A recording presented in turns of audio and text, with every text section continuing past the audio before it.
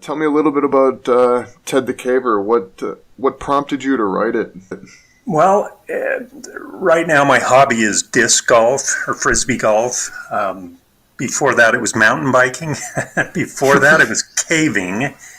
And my buddy Brad and I, who is B in the story, had planned a trip out to this cave we had been to many times. And my purpose, in addition just to go caving, fun trip, was to explore this hole that we would always stop when we'd go in this cave. We'd stop at that hole because you kind of work up a sweat and kind of cool off because the breeze would blow out of the hole.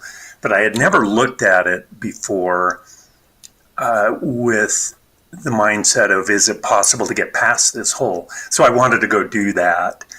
So we did. That's awesome. And we thought, yeah, it could be done. So basically, that's kind of how the story starts and how real life started. It was just, we opened up that passage and were able to go through. And in the course of doing that, it took a few months and many, many trips. It was a couple-hour drive to get to the cave.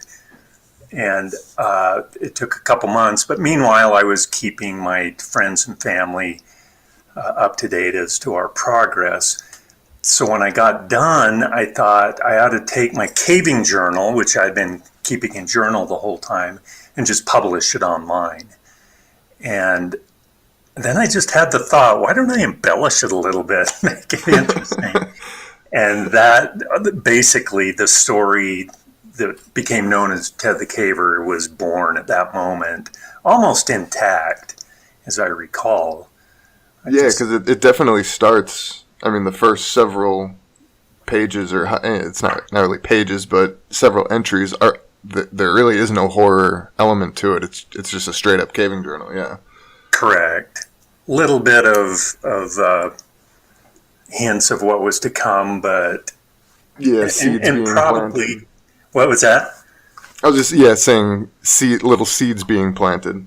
Yeah, and I don't know that was done as well as it could have been, but I had no writing experience, so.